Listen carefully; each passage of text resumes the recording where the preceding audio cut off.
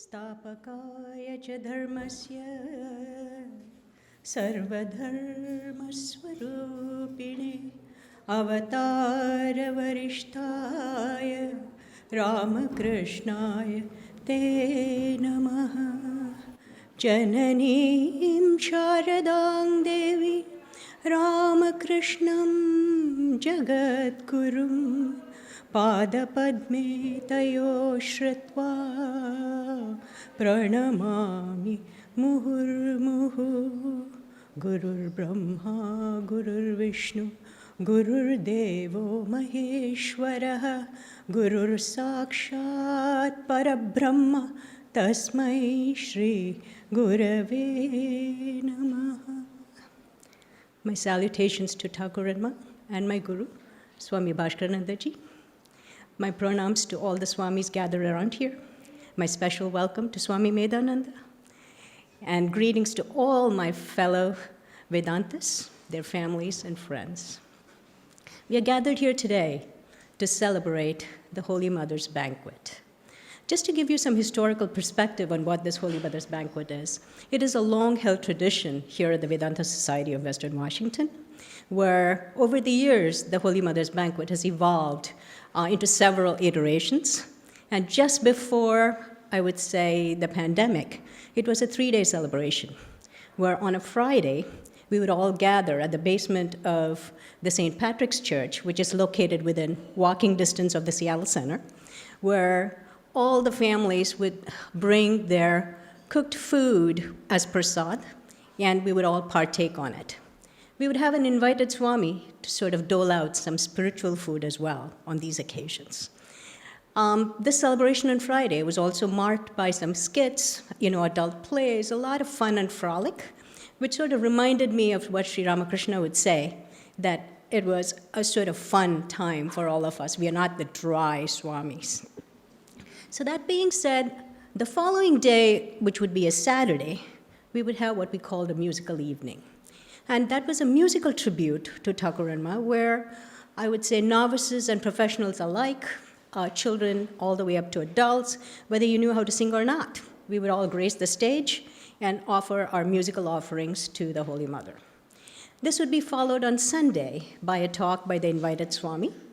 And of course, it would culminate in what we used to call it the business meeting. The pandemic has sort of thrown a wrench into all of these, and so we've had a hiatus of about 4 years before we restarted this celebration today.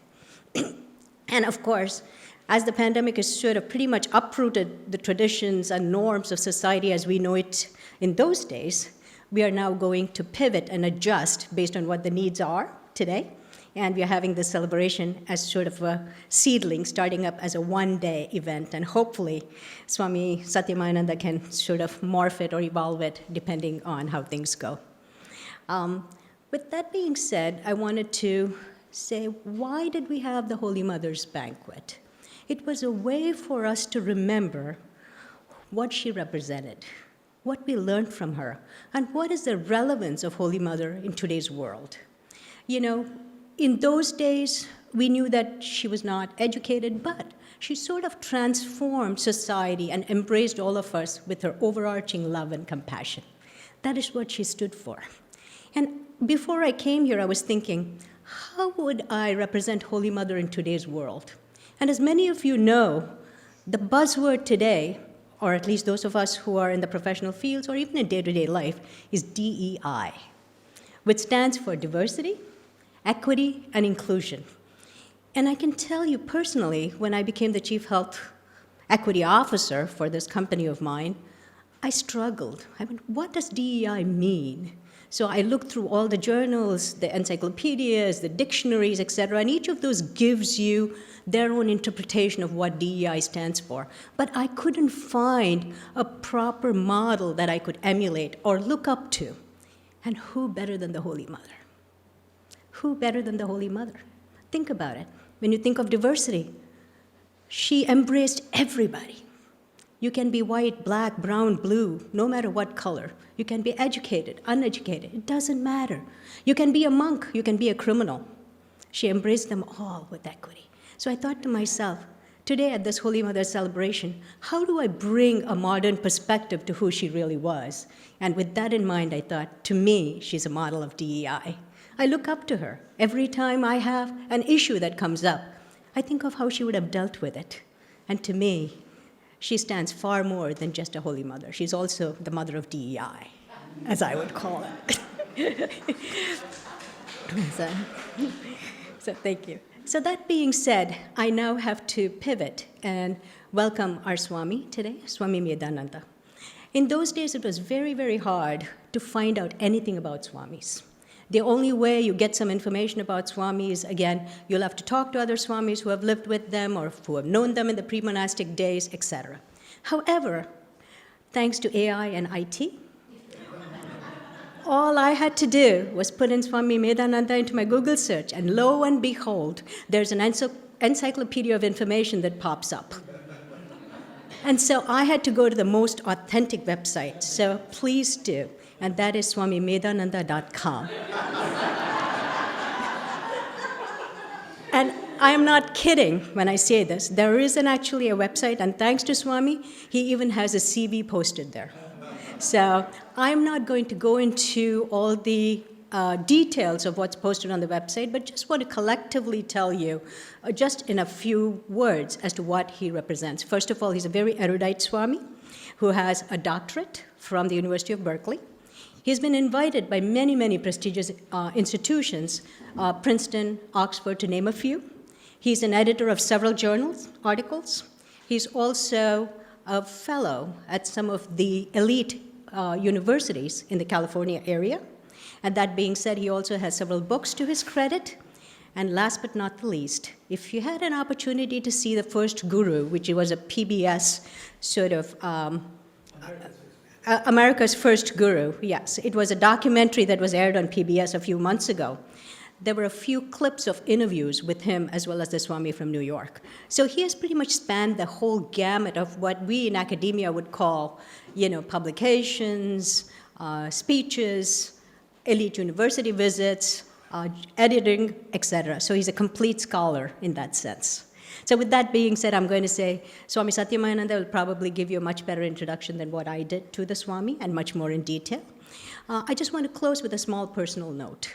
When I read his CV and went through his website, I had a little, I would say, moment of tremendous joy. And the reason was because he was actually initiated by Swami Swahananda, who was a Swami at the Hollywood Center. And I was an introvert in those days, and I guess I still am. Anyway, I would look forward to Swami Swahananda's visits to the Seattle Center and would sit somewhere in the back just to observe him. I would watch his mannerisms. I would watch his physical traits.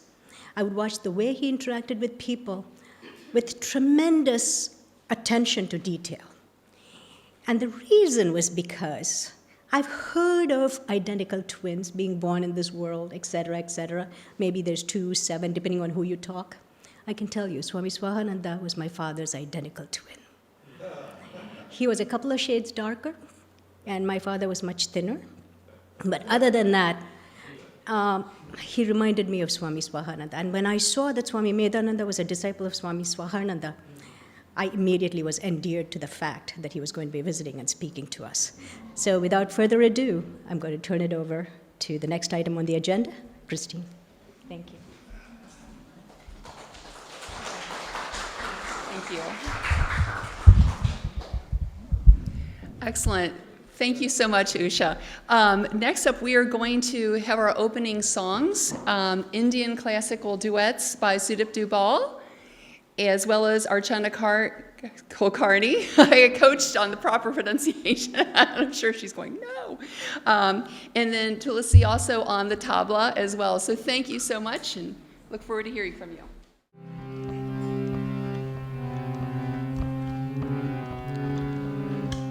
Hari Om.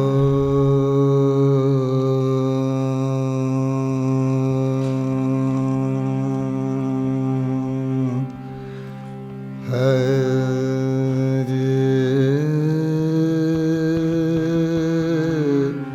Om.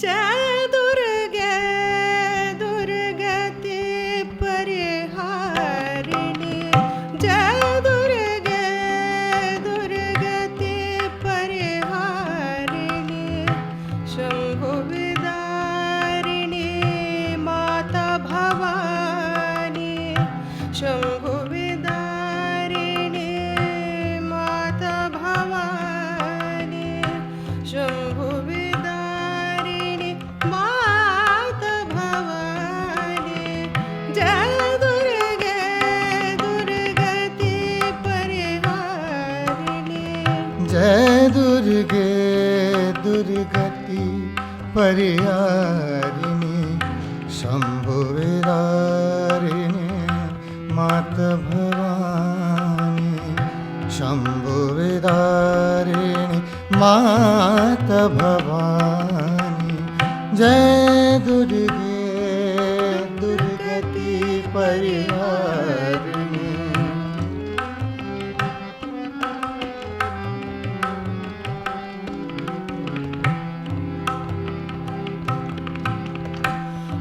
Adishakti परब्रह्म स्वरूपिणी,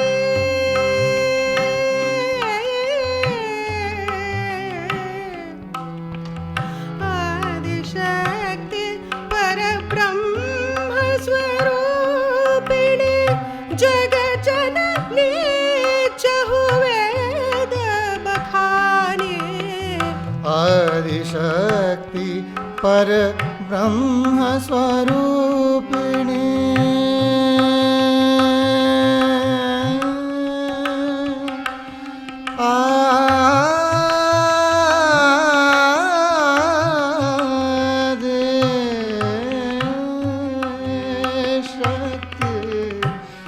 आदिशक्ति पर ब्रह्म स्वरूपिणी, जग जननी चहुवेद बखानी, शंभु विदारिणी माता भवानी, शंभु विदारिणी माता भवानी, जय दुर्गे दुर्गति परिहारिणी।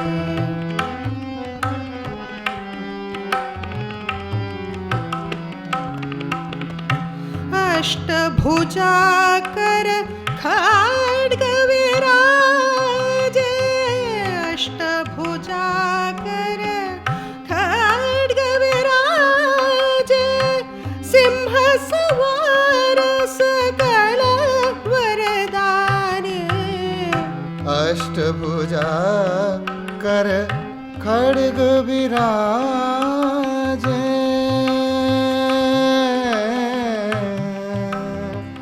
पमदा मगर गमगर सा,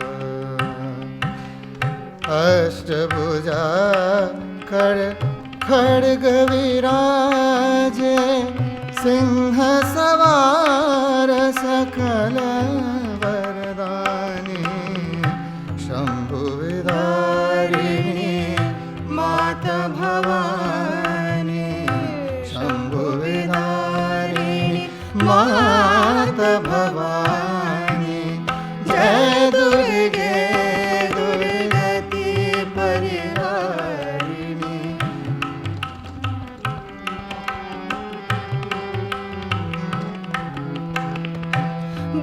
ब्रह्मानंद शरण में आयो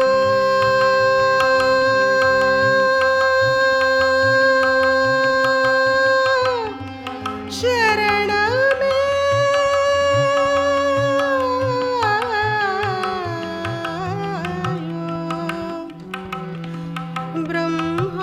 ब्रह्मानंद शरण में आयो ब्रह्मानंद शरण में आयो भव भय नाश करो महारानी ब्रह्मानंद शरण में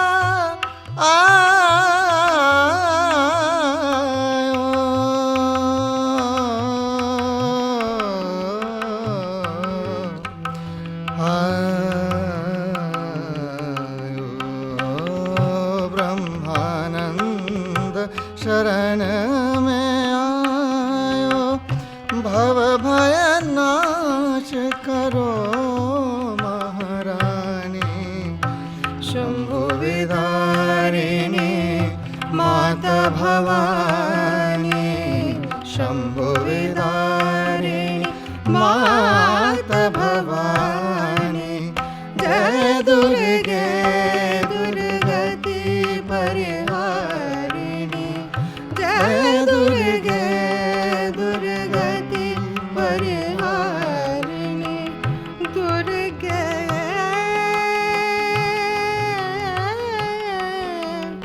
दुर्गे दुर्गे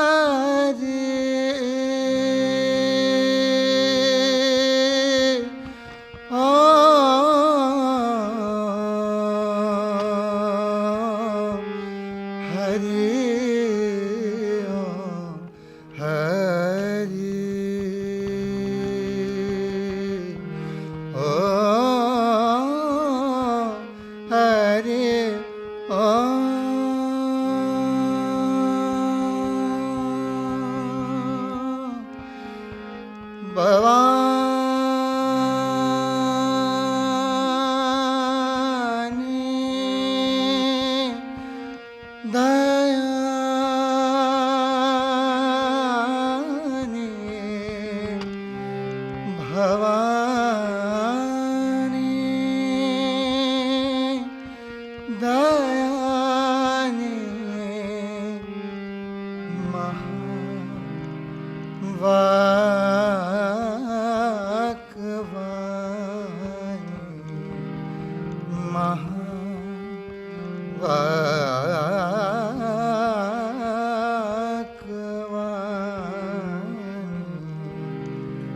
सुर नर मुनि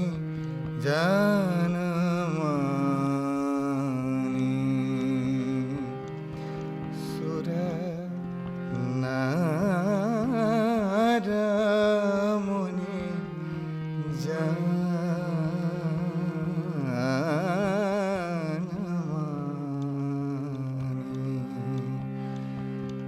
सकल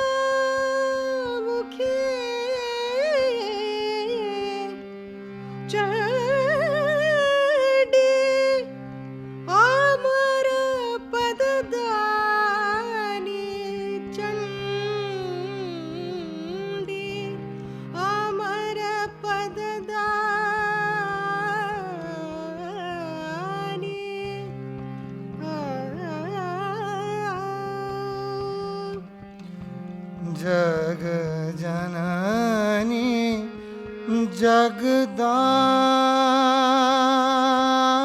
जगदानी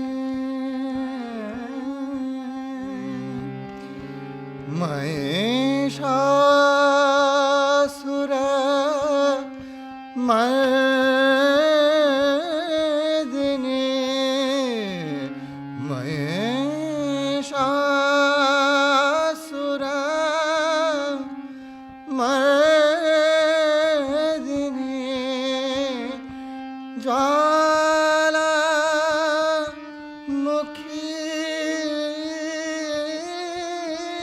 चंडी ज्वालामुखी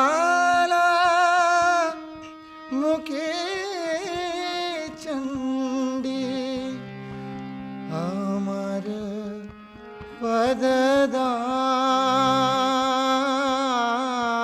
पददानी भवानी दयानी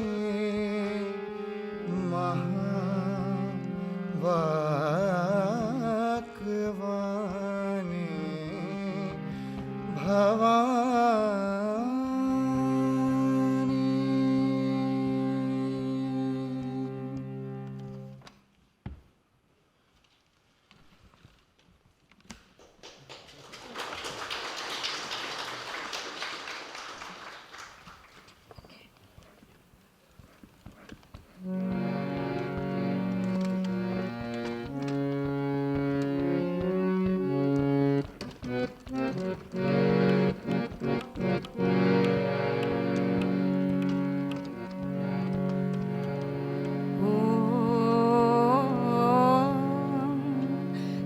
स्थापकाय च धर्मस्य सर्वधर्म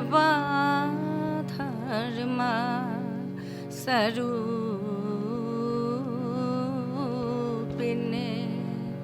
अवतार वरिष्ठाय रामकृष्णाय ते नमः। ॐ स्थापकाय च धर्मस्य सर्वधर्म स्वरूपिणे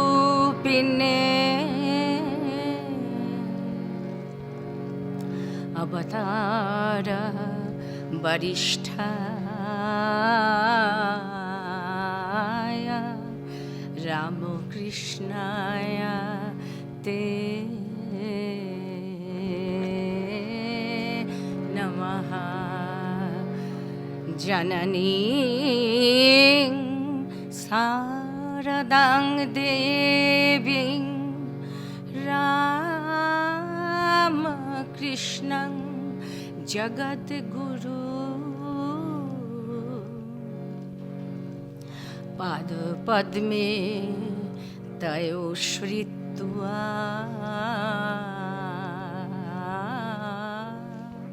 प्रणमामि मुहुर्मुहुः।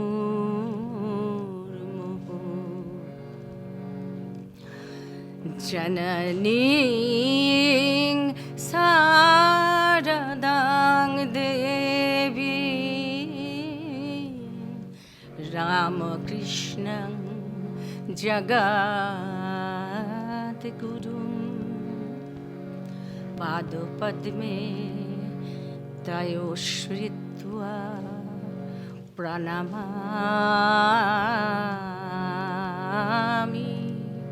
मुहुर्मुहुः।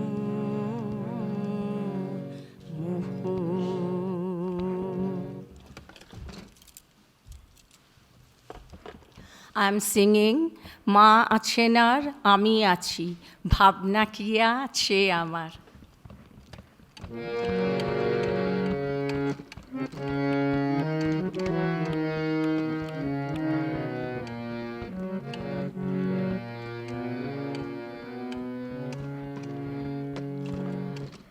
ভাবনা কি আছে আমার, মা আছেন আর আমি আছি, ভাবনা কি আছে আমার, মা আছেন আর আমি আছি, ভাবনা কি আছে আমার।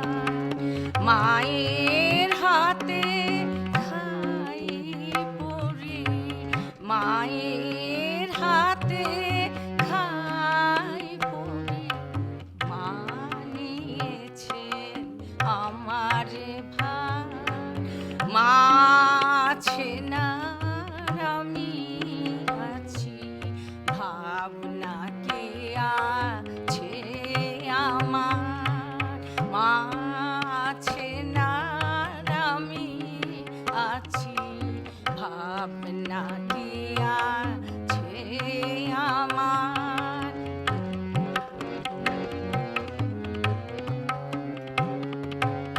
মায়ের হাতে খাই পড়ি, মায়ের হাতে খাই পড়ি, মা নিয়েছেন আমার ভার, মা আছেন আর আমি আছি, ভাবনা কি আছে আমার।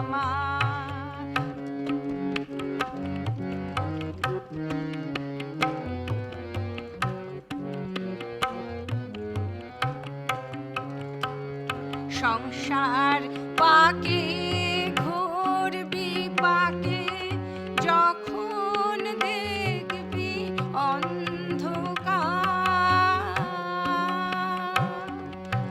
সংসার পাকে ঘোর বিপাকে যখন দেখবি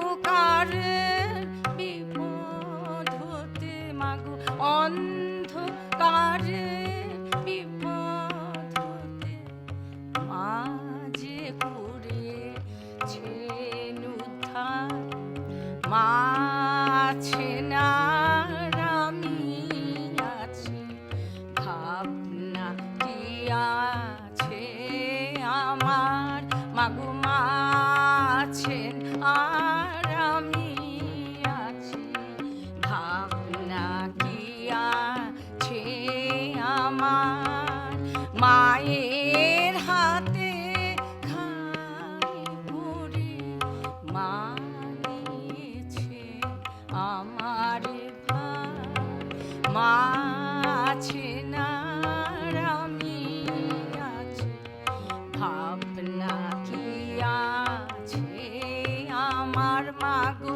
মাছেন আর আমি আছি ভাবনা কি আছে আমার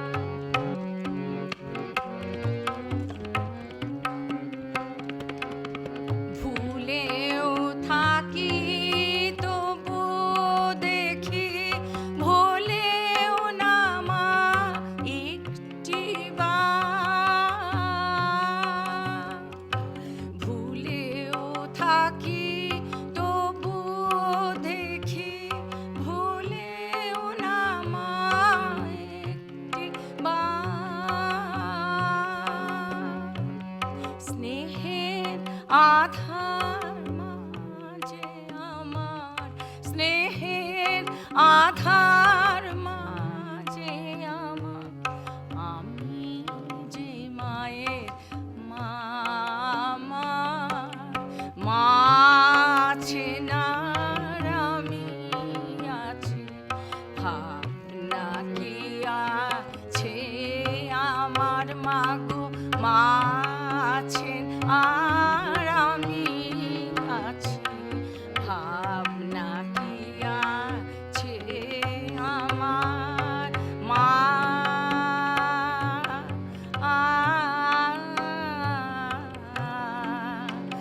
মা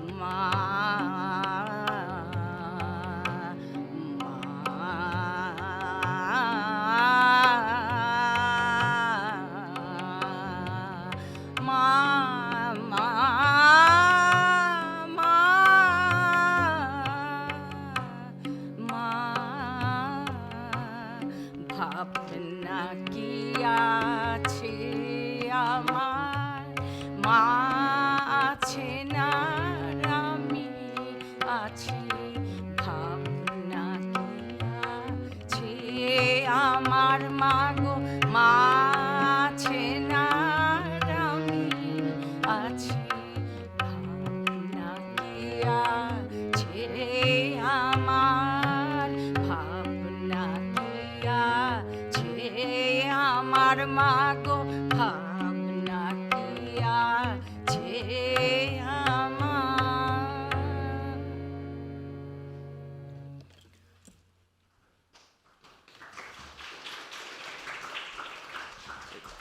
Yes? Okay. So Maharaj asked for something lively. This is sort of a song in two parts, but it's inspired by the Holy Mother. The first part is very not lively, but it shifts. And it's called The World Is Yours.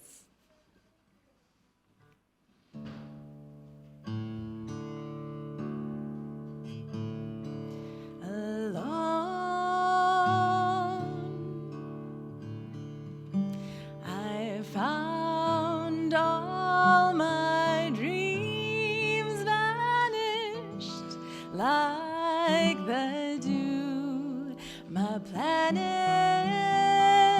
so blue.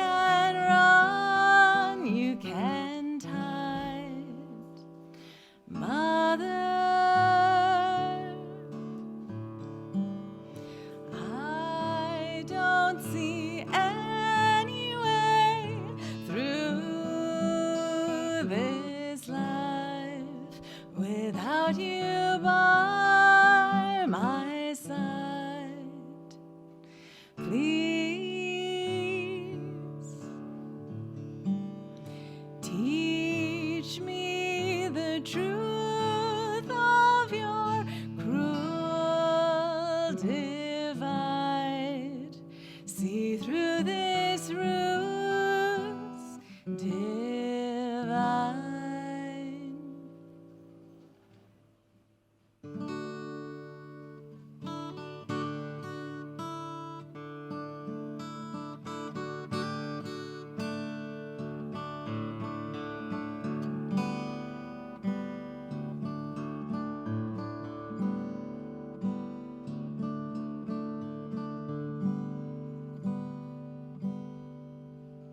Love, you're already home. No one is a stranger, my child. The world is yours.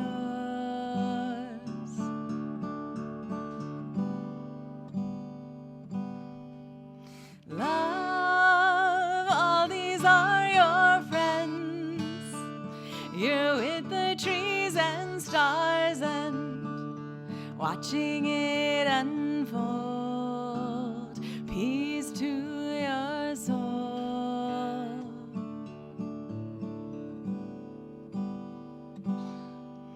Now we take all our love, all our praise and joy, throw it in the air, offer to the sun. Our minds are one.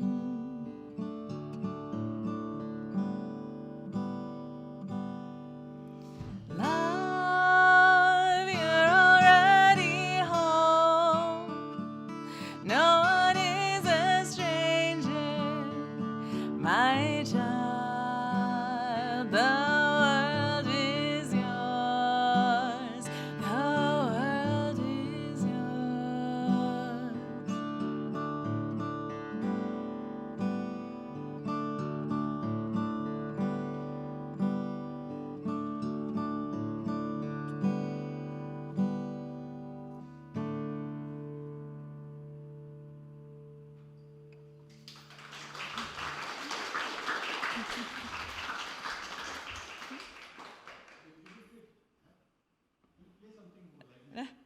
Okay. Okay, I'll do one more lively. This is also in honor of Bhakti. This is my ode to Bhakti.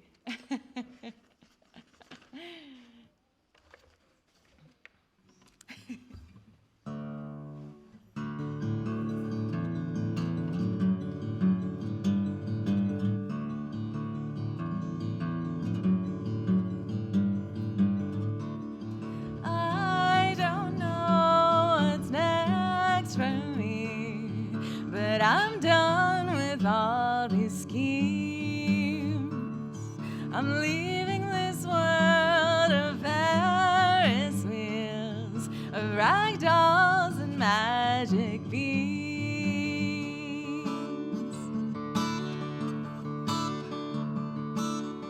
And I'm never gonna let you go. Open road, walking forward boldly into the unknown. I'm never gonna let you go. Humble servant, offer everything I am to you. I'm on my way, give up control, feeling the sun, the grass grows by itself. And I can live each day like this. I'm blessed with joyful hopelessness. All I want is your lotus feet.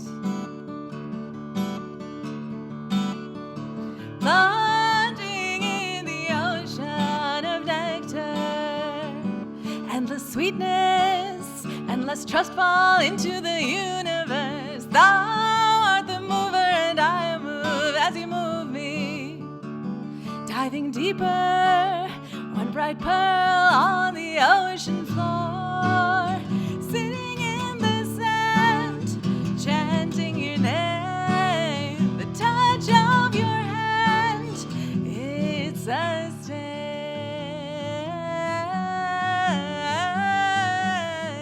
me, and I am ever free. You breathe through me. I'll marry my own heart.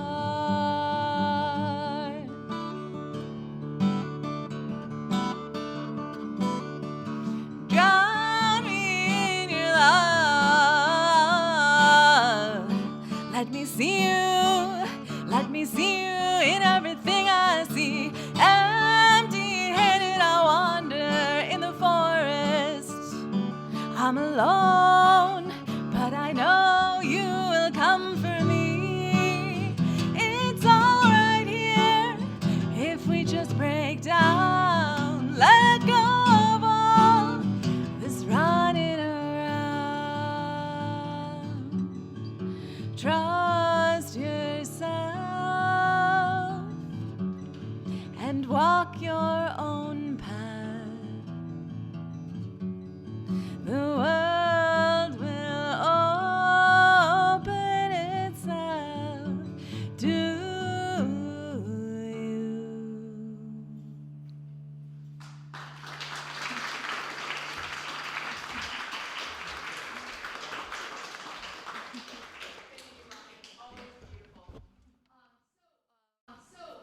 We're going to be setting up now for the kids to do their play. Sorry for the confusion during it, but during the time period, Swami Medhananda is going to take some questions. And again, we'll walk around, Daniel will walk around with the microphone for that. Could be short, could take a while. We're going to play it by ear. Hi again. More questions? Okay, I will speak loudly. There we go.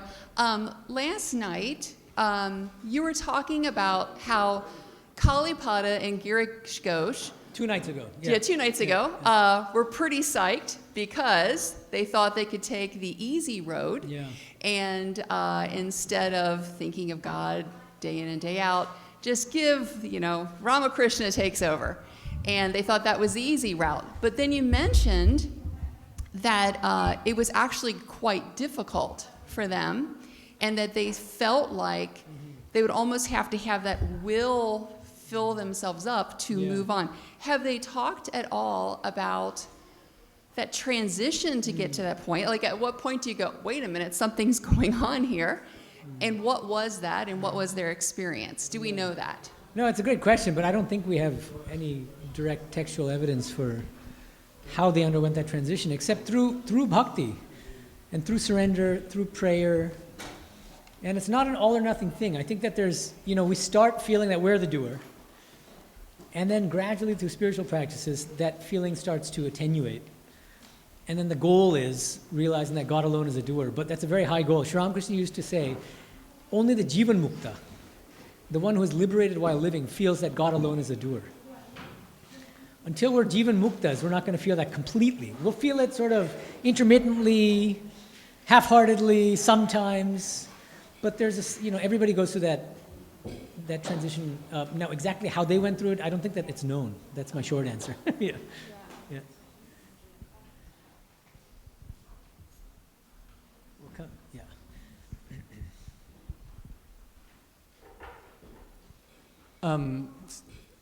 In the examples you gave where, the mother was kind of,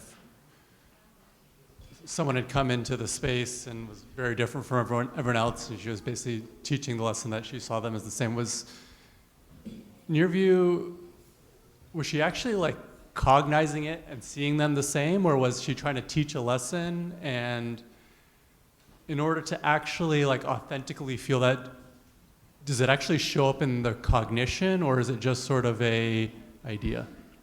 Right. I think it's both. I mean, I think she gives teachings, but on the basis of her realizations. So when she tells Gyan Maharaj, I am in the cat, she feels it and experiences it directly, and then she gives a teaching on that basis. I think with great souls like Holy Mother and Sri Ramakrishna, nothing out of their mouth is just just a teaching. These are spiritually grounded, experientially grounded teachings. That's how I see it. Yeah. There's a question up here. Can we? Hi, my name is Suraj. My question is, we feel bad, but there's so much evil going on. We're what? Sorry? So much evil. Can you bring the mic up closer? Yeah. So much evil going on. Evil in the world, yeah. Evil in the world. Or let's say dark things. What? Dark things, maybe by Dark things? Yeah, dark. okay. Maybe because of nature. Natural with calamities. Natural and stuff. calamities. Yeah. Even within your families, whatever it is, it's happening. People getting cancer and this and that. Yes. Yeah. So, but we know there's no light without darkness. There's no darkness without light. So, should our practice be finding a balance between this darkness and light, and only then we can move ahead in spiritual life? Because yes, one way of whenever you see darkness, you go and help them. Yeah. I get that.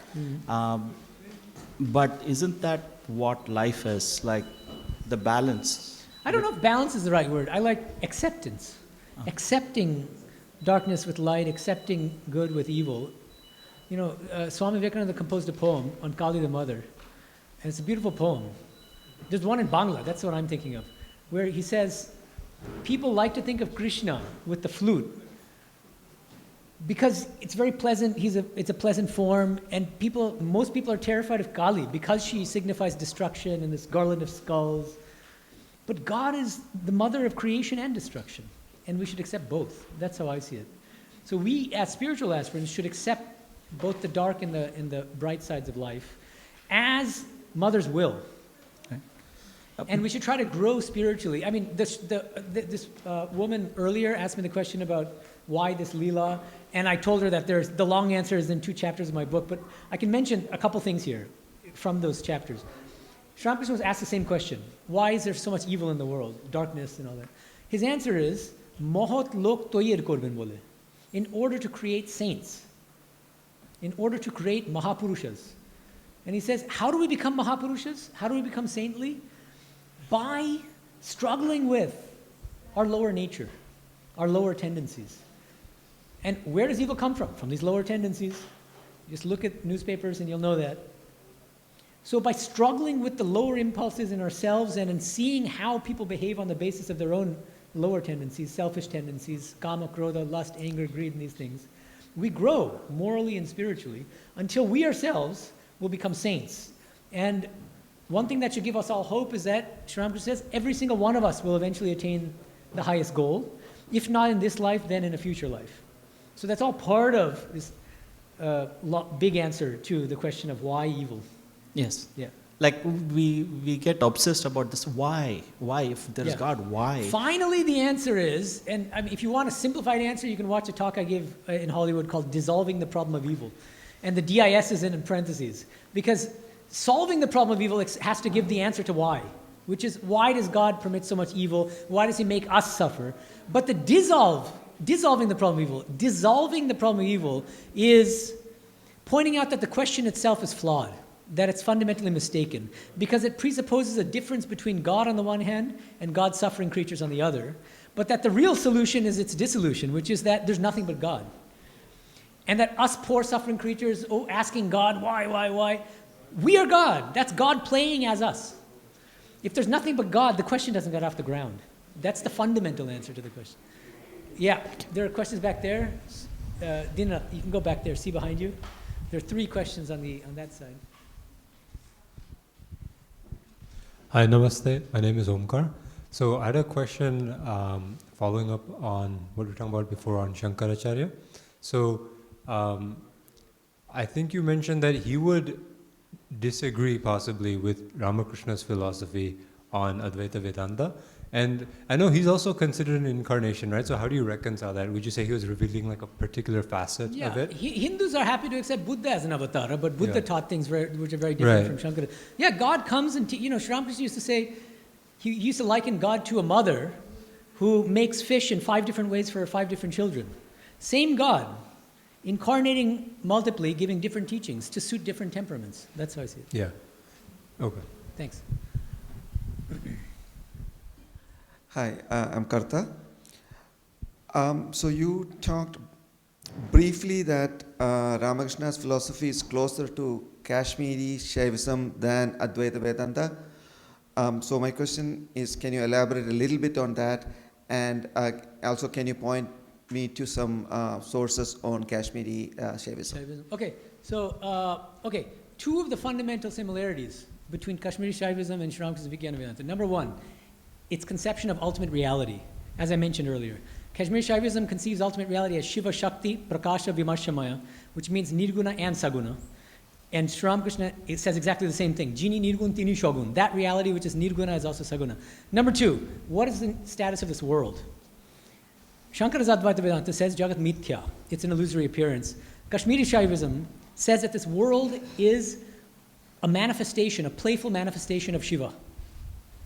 So those are the two. Now, what pointers can I give you? There's a nice little booklet by Jaidev Singh, published by the Ramakrishna Mission Institute of Culture, comparing Kashmiri Shaivism with Vedanta, actually. And it's because he's a scholar of Kashmiri Shaivism, but he also knows Vedanta. And one thing that's very interesting is he's pointing out similarities between the Upanishads, the teachings in the Upanishads, and Kashmiri Shaivism, and interestingly pointing out that, in some respects, Kashmiri Shaivism gives a better and more accurate interpretation of some of these Upanishadic statements than Shankara's Advaita does. Yeah. There are more questions back there. Yeah, there's a gentleman here. Yeah. And then we'll come to the front, depending on how long we have here. Hey, good afternoon. Swamiji's already here, apparently. Yeah. Yeah, my name is David. First time here. Nice to meet everybody here. I come from Skagit County. Anyways, we were talking about diversity, equity, and inclusion. I just happened to be sitting next to this thing here. It was a Ramakrishna quote that said, "Knowledge leads to unity," which seems kind of. Then it says, "Ignorance to diversity," and I was like, "Wait." Yeah. Is there a flip side to diversity that he's getting at here, or is it maybe? Yeah, I think that the ideal is unity in diversity. So you honor both poles. That's really important. A homogeneous unity is not something we want. Forcing everybody to conform to the same, being the same way. And diversity for its own sake, without any underlying unity, is also not what we're looking for. But I think it's unity in diversity. Respecting each other, honoring differences, but recognizing a common humanity and a common spiritual core. That's the ideal.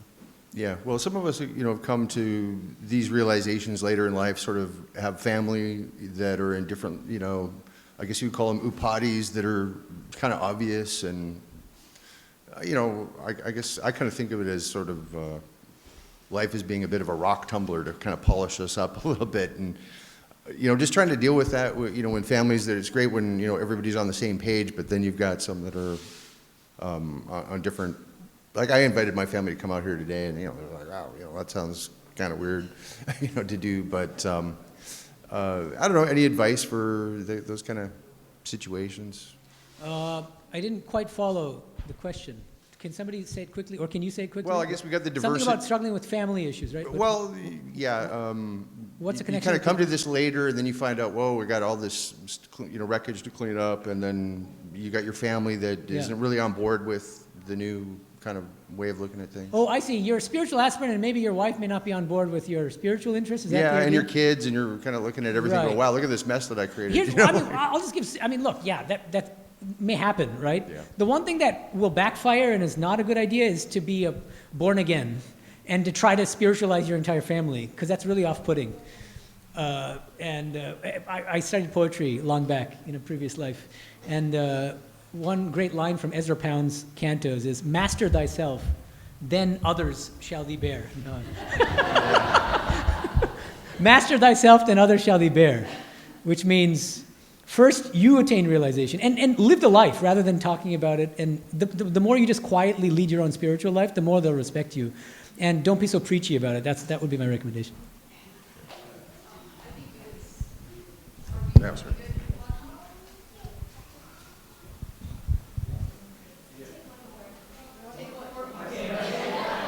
Quite done yet.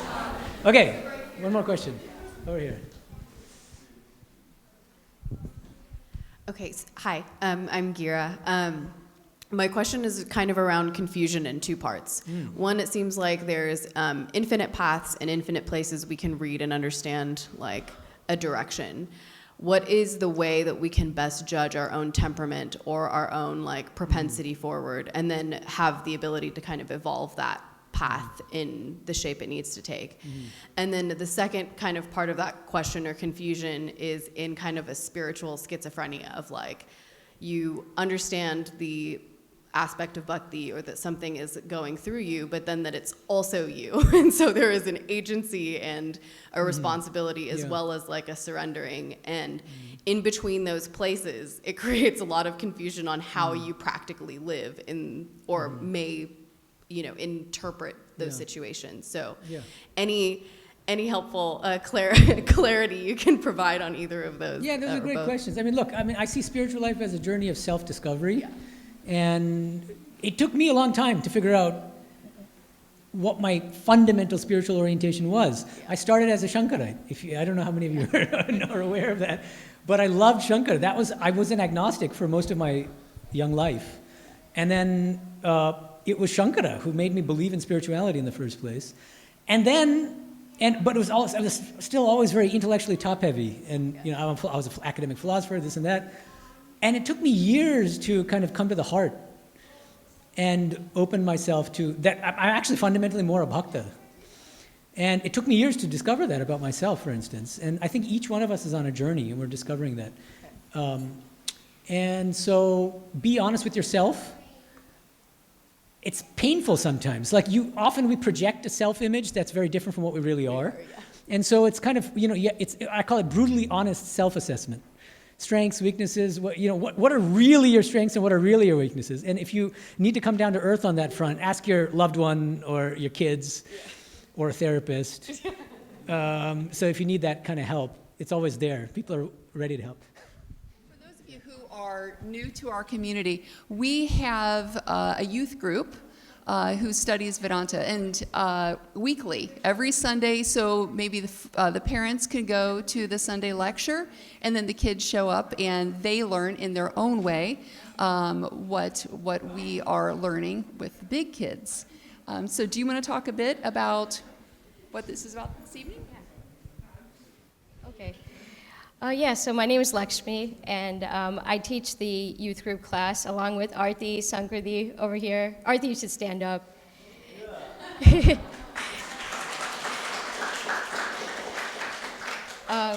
And Usha and I just love teaching this class. We, grew up in this tradition, and we love sharing all of this with the young people while the adults can go to their lecture. So that's how we got into this.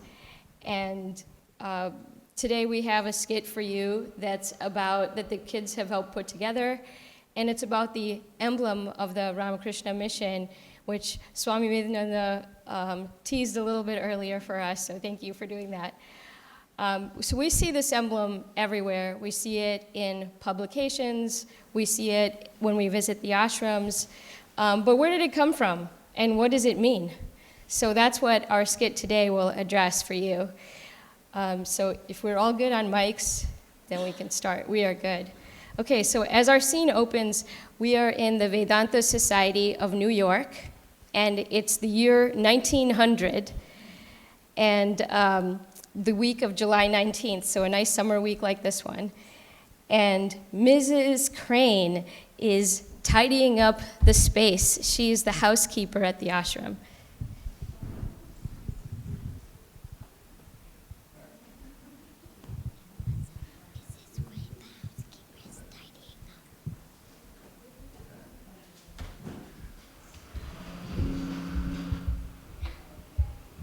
Good morning, Mrs. Crane. It's a beautiful summer day. Hello, good morning, Swami. It's a beautiful day for a stroll in the Central Park. I see some mail has arrived. I will have to go through these before I can enjoy the park. Somebody's at the front door. I'll see who it is.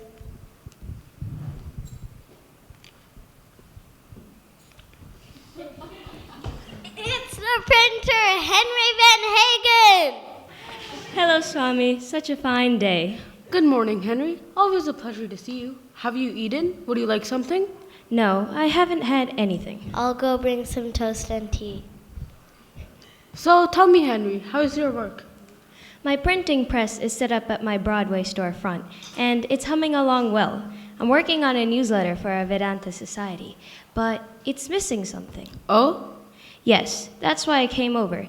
Your words are amazing, but the newsletter needs some more pizzazz. I'm thinking of an emblem that we could use across all our publications. Well, you should meditate on it, Henry. Think deeply about what can represent Vedanta. Meditation? You know how it is with the mind and thoughts. When I want to meditate, I need a clear mind. Yet my head gets filled with thoughts. And then, when I need an idea, not a single thought comes to me. What am I to do? Keep meditating, Henry, and you'll make progress. But I must imagine you need to get this printed soon. Shall I make a drawing for you? Yes, that would be wonderful. Let me get some paper and sketch it out.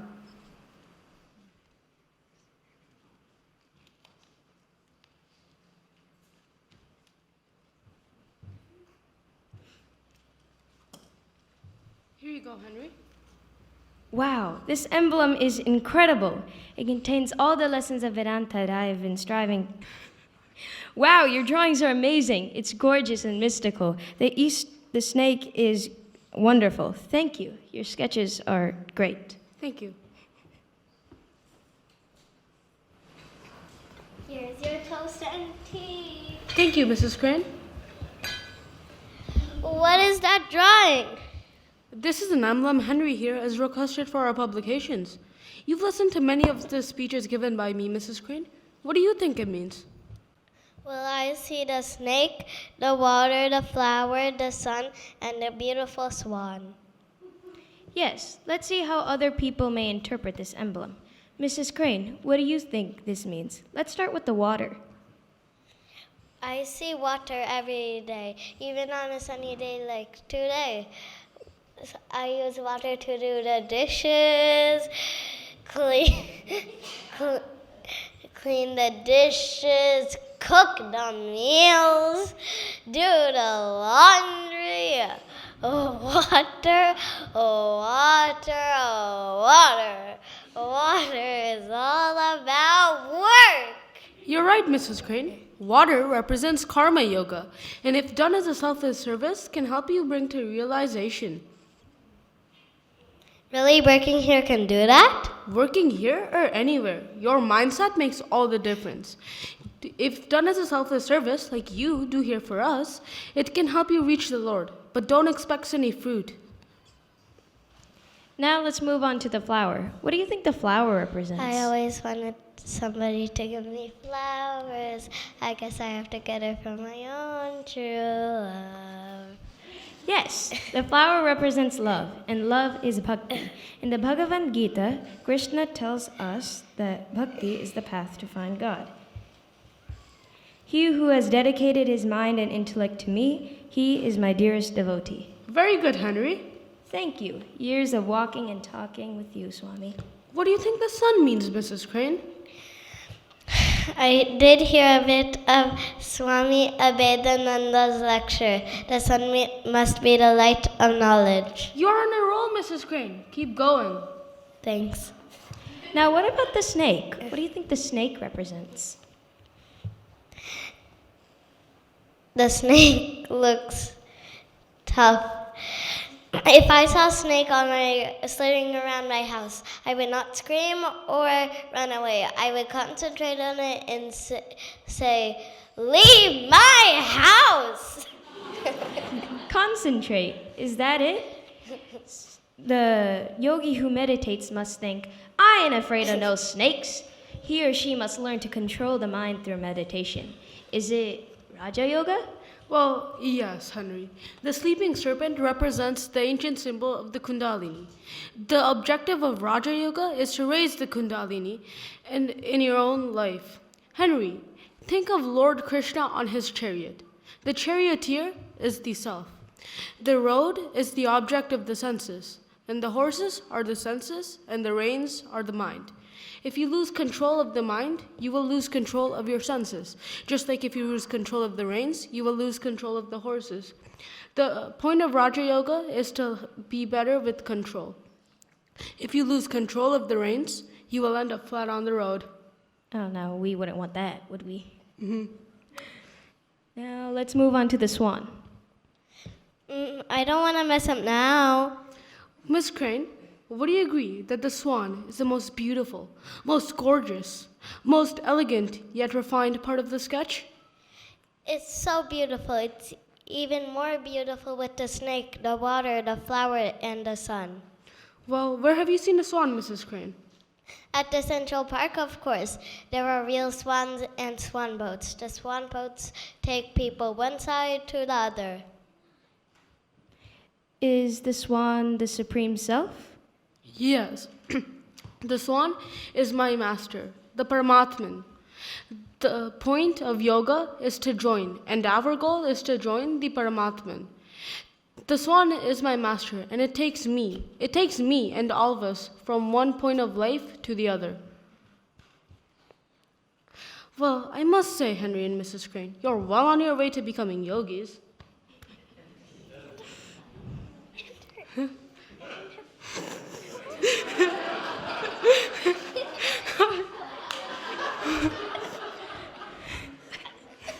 Wow, this emblem is absolutely incredible. It contains all the lessons of Vedanta that I've been striving to learn.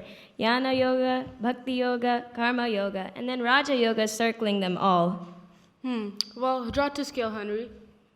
Yes, I'll get this cleaned off at my printing press in Broadway soon, and you can see the first newsletter. Very good.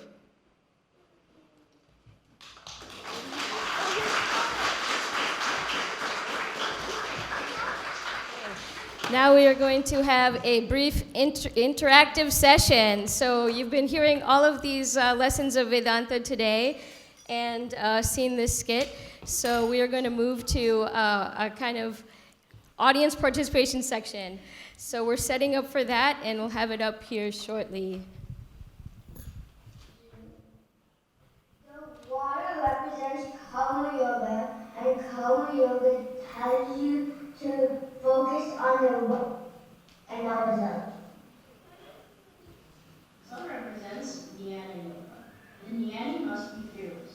To be Jnani, constantly tell yourself, I am not the body, I am not the mind, I am not thought, I am not intellect. I am the Atma. When you can throw away all, only the true self will remain. The Jnani's meditation is of two sorts. One, to deny and think away what we really are, and to insist upon what we really are, the Atman, the one self, existence, knowledge, and bliss. What does the snake represent? Okay, audience.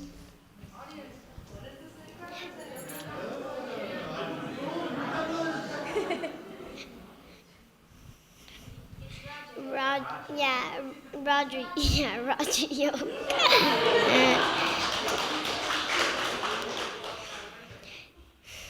Tell your body that is strong. Tell your mind that it is strong. Have unbounded faith and hope in yourself. Raja Yoga deals primarily with the mind and its control. But this control cannot be attained without leading a pure life of loving concern for all and reflecting rather than reacting to negative thoughts or circumstances. Each soul is potentially divine. The goal is to manifest this divine within by controlling nature, external and internal. Do this either by work or worship, or psychic control, or philosophy.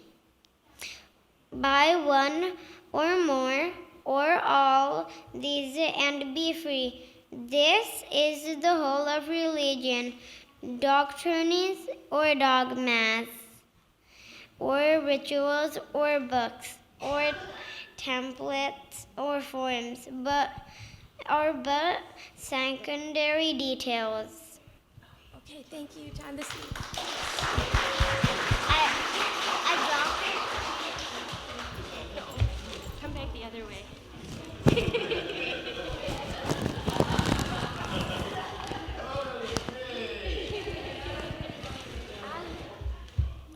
What does the flower represent? That is a great answer. The flower represents Bhakti Yoga. Bhakti Yoga is a real, genuine search after the Lord, a search beginning, continuing, and ending in love. One single moment of the madness of extreme love to God brings us eternal freedom. Bhakti is intense love to God. When a man gets it, he loves all, hates none, and becomes satisfied forever. As Swami Vivekananda once said, as one lump of clay being known, all things of clay are known. According to the Indian philosophy, the whole of this universe has both name and form. In the universe, Brahma shows himself as name and then as form, behind which stands the eternal word. It is out of the sacred word, the mother of all names and forms, the whole universe is created. This word is Om.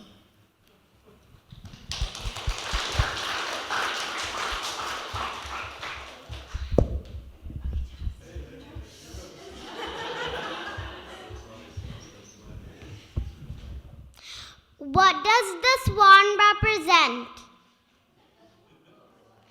The Brahmatman.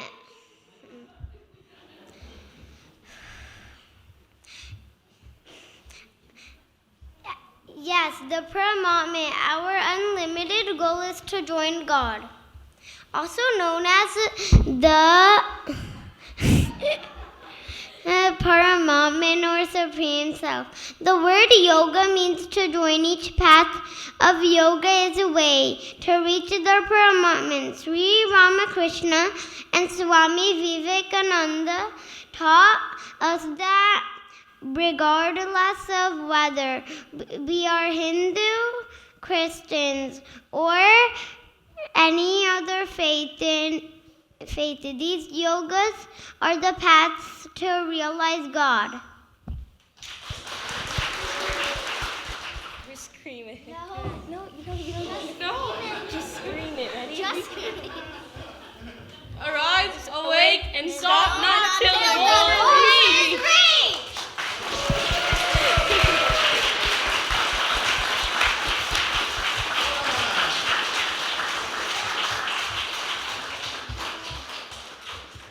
Okay, let's introduce our actors for today and our students. As Mrs. Crane, Sri Jasmi. As the Paramatman and Raja Yoga, Chandasi. As Henry Van Hagen, Sri Jani. As Swami Vivekananda, Oindri. As Bhakti Yoga, Mihika. And Swami Vivekananda, Neela. Oh, thank you, Swami Avikarna, for all your sound, audio-visual support. And parents for committing to this. All right, thank you. Thank you so much. So much hard work went into that. So it's my honor to thank Swami Medhananda for joining us on this wonderful summer day and giving us quite a high philosophical, and yet we had people who are up to high philosophy today. So again, thank you, Swami Medhananda. We have to thank the parents and Lakshmi for all the work they did for these kids to practice and memorize their parts. It was great fun. Ben Maharaj for doing all of the stuff up there to keep our speakers going and our mics in everybody's hands.